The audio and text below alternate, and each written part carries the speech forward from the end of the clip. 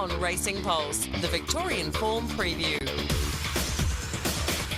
Welcome to the Victorian Form Preview on this Friday. We are racing at Sportsbet Ballarat on the synthetic today. Harry White is here to find us all the winners as he does each and every Friday. H, how are you? I am fantastic, Michael. How are you? Yeah, very well. We spoke to Glenn Ingram, the Bald Eagle, yesterday, and gee, he was up and about re this meeting today. He was very confident. How do you see the meeting today? Yeah, I quite like it. We're shooting fairly straight in the first half of the card, but I think there's a bit of value to close off the day. So hopefully we can build a bank early and then launch late. All right, there's a few shorties today. As you said, Calvin McEvoy's got a couple of nice ones and one of those short price favourites. And it's always great to catch up with Calvin. How are you, Calvin? Yeah, good morning. How are you, Michael? Very well. How balmy is it in Ballarat at the moment? It's beautiful. It's it's raining and a bit muddy, but it's not too cold. Very good. Well, it'll be nice and warm if you can get a couple of winners today. And for all of the fans, the owners who have been following Fighter, is today the day. It is a $1.60 favourite. It's consistent. 6 starts, 5 seconds and a third. Does it break through today? Yeah, I'm hoping so. I can't fold in. We're going to be a little bit different today. We're going to ride him a bit more conservative. We're just feeling like maybe being up there on the pace, it can just take his finish away.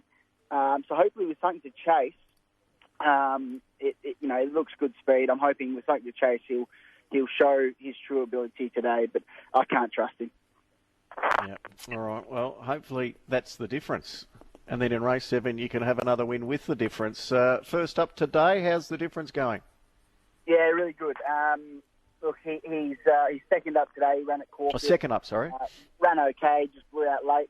It's nice to be able to get back on, back in the country with a benchmark 70. I'm love to get him back in form today before we head back to town. It's come up a really decent race, as you'd expect, but he's going very well. He had a trial since that first up run here on this exact track. He trialled really well. So, with a bit of luck and a nice run in transit with a couple of kilos off, I think he'll be very hard to beat. Are the blinkers going back on today? Yes, they are. Yeah, if he can reproduce the form that saw him not far behind Outrageous and Ocular, they wouldn't see which way he went today. So do you think he's getting near that? Yeah, I do. Look, I can't fault him. He looks terrific. He'll present just beautifully today. And I do think 1200 is probably at the lowest end or the shortest end of his sort of trip now. We'll be looking to step him up straight after today. But it looked the right race here down in grade. So hopefully he can get the job done and we'll step him straight up to 1400 next start. And then tomorrow at Caulfield, you've got the filly Zooshine, who has shown plenty of ability, and she is first up tomorrow. How has she come back? Yeah, really good.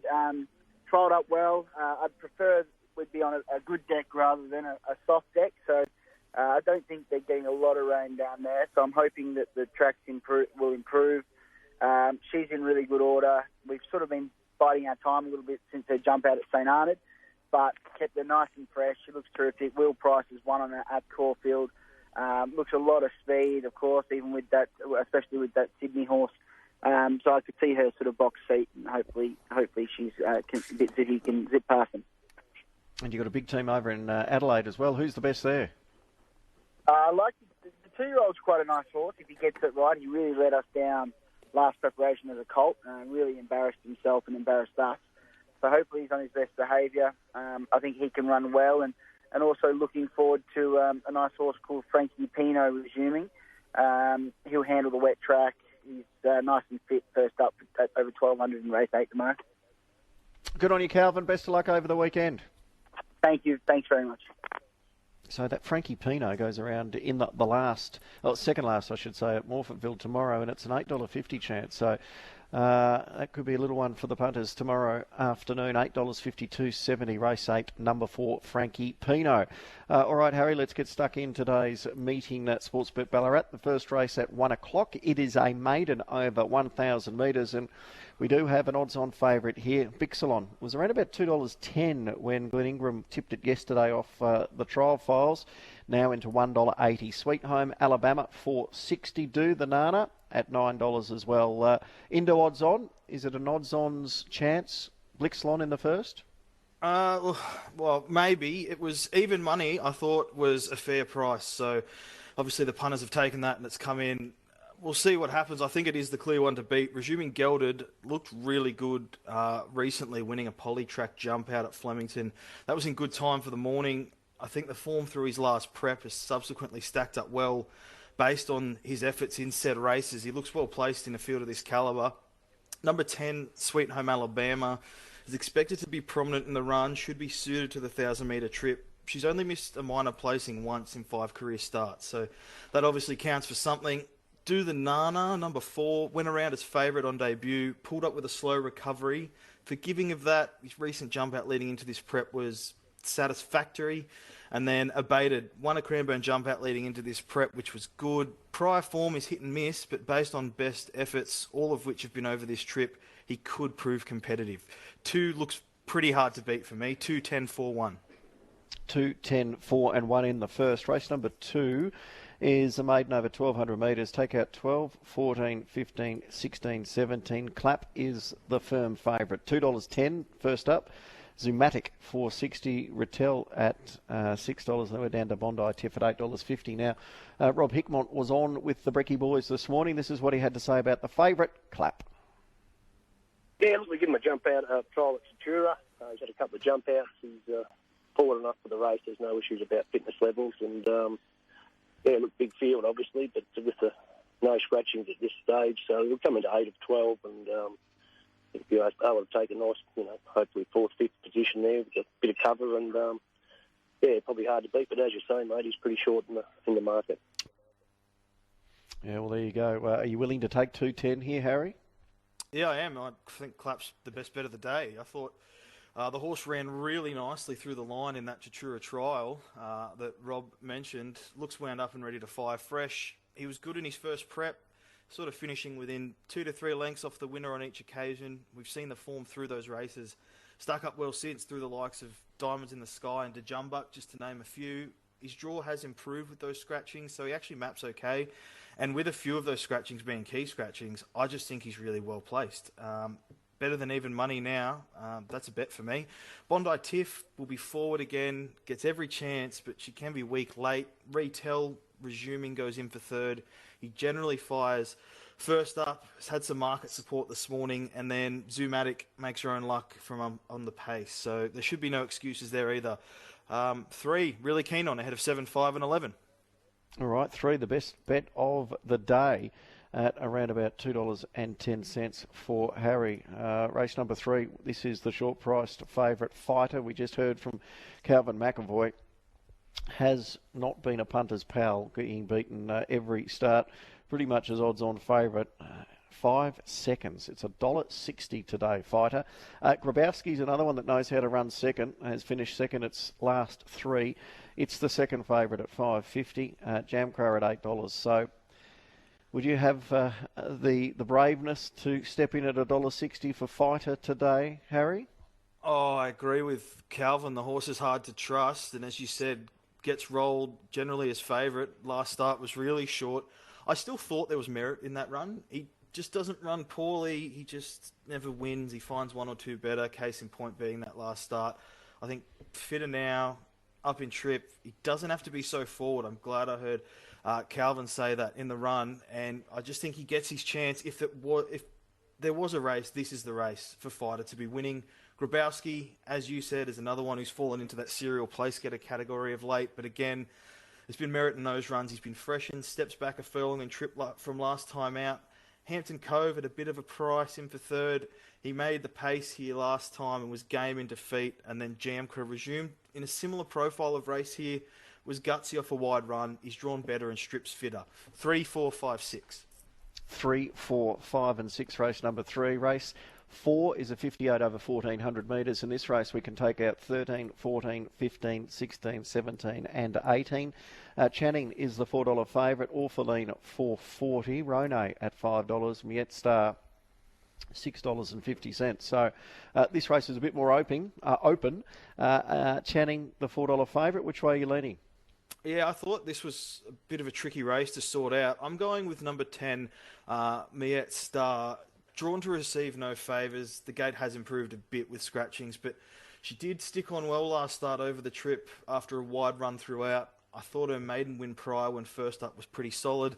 I think with even luck, she looks well placed in an even race, just noting that the nose roll goes on. The synthetic specialist Rone always goes into the mix in these races. She'll be doing her best work late, as will Channing, the open favourite, who was a winner at Track and Trip 2-back in a similar race. And number 1, Vigir, at a big price, negates a huge weight allocation with a claimer engaged, draws to do no work for a forward spot and running. I just think at that massive quota, if you're playing wider exotics, you should chuck that horse in. 10-8-5-1. 10-8-5 and 1 in race number 4. That's half the card down at Ballarat, racing on the all-weather track today. We'll take a quick break. We'll be back with the quaddie legs. On RSN 927's Racing Pulse, the Victorian Form Preview. Welcome back to the Victorian Form Preview with Harry White, looking at Sportsbet Ballarat on the all-weather track today. We're up to race number 5, which is the first leg of the quaddie. It's a benchmark 64 over 2,000 metres, or 2,100 metres in fact. Scratchings here take out 13 and 14. Hell Jammy's the favourite. Kieran Maher, Dave Eustace at $4. Trench Warfare, $4.20. Young Hostess, $4.20. And Port Royal for Alex Ray at $8.50. Who do you like in the first leg of the quad?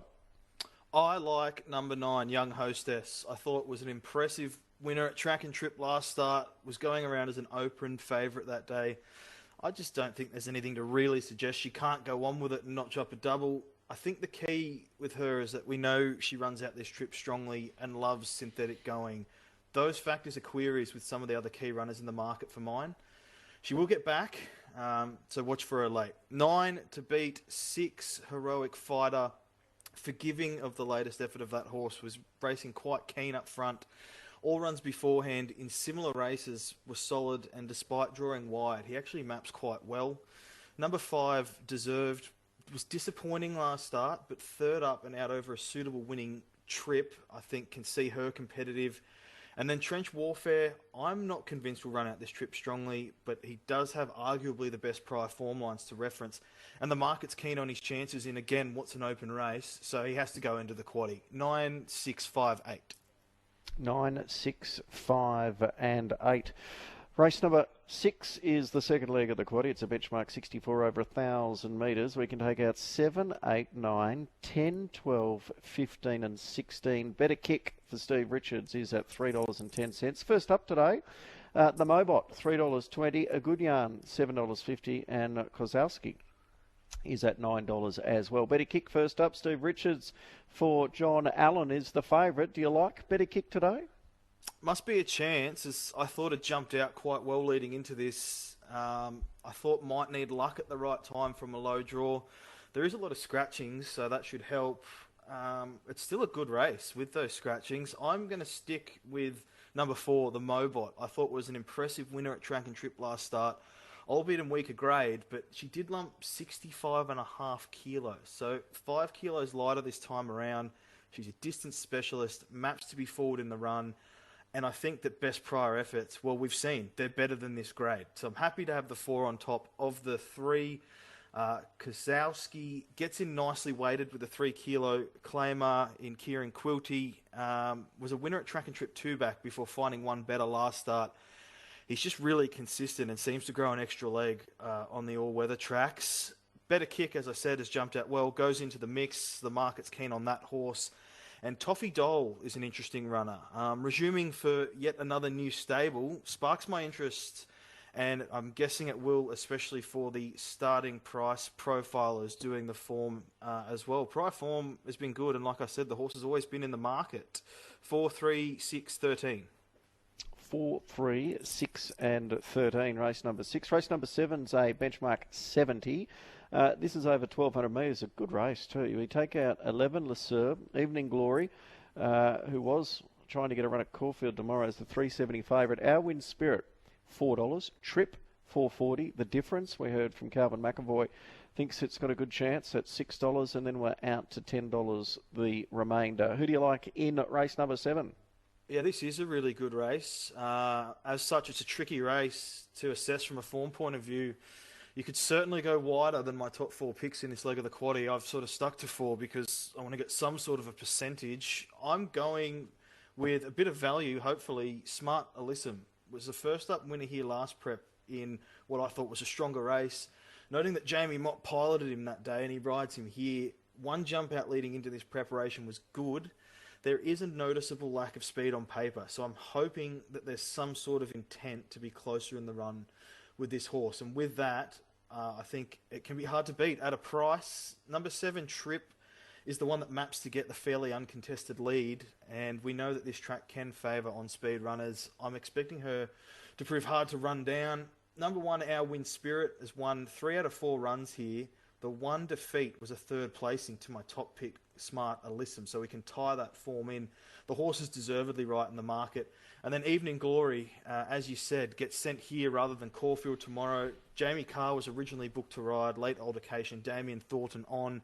I was just hoping to see a little bit more in a recent jump out to warrant favouritism here, but obviously the stable siding with this race, they think it's the better option, has to go in your quaddie. 5-7-1-2. 5, 7, 1 and 2, I should say. And we need to get some value in this quaddie today to build the bank, so that might be very, very nice for the punters out there today. And the last of 8, it jumps at 4:30 this afternoon. It's a benchmark 70 over 1,500 metres. Vainly for Jerome Hunter is the $2.80 favourite. Musselbrook $5.50. Yulong Patrol at $6.50, and then Come On Carl at $8. Couple of scratchings. Take out 1, 9, 15, 16, 17 and 18. Do we trim up this leg, or are there a few we want to throw in here, Harry?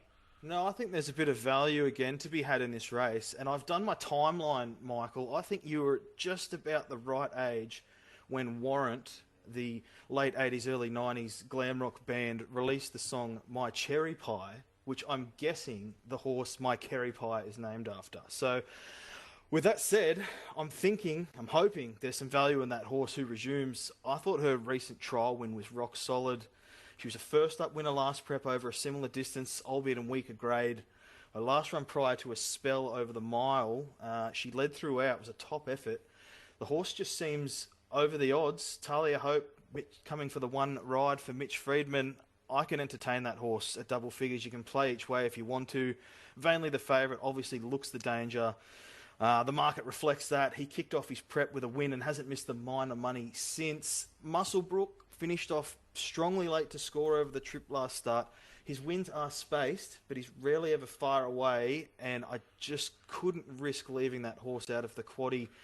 And Come On Carl, first up winner. I think this is a nice progressive next step in this campaign. Second up, Damien Lane riding.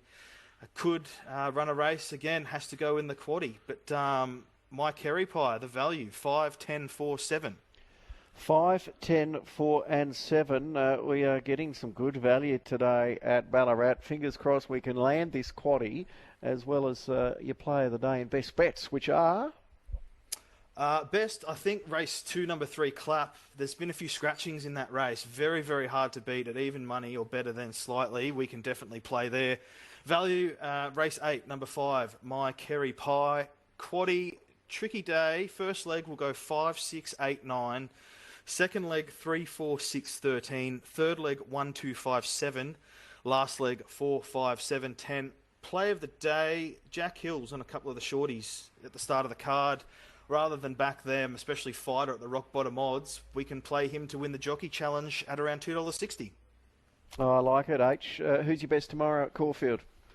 I really like the way the Gouch won first up. So I think, we have to wait till the end of the day, the last race. But the horse is progressive, unbeaten over 1,200. That win last start was really good, and it'll only improve off that. I'm happy to play that. I think Maddie Cartwright's on with a claim as well. So the Gouch ticks plenty of boxes for me in the last race at Caulfield.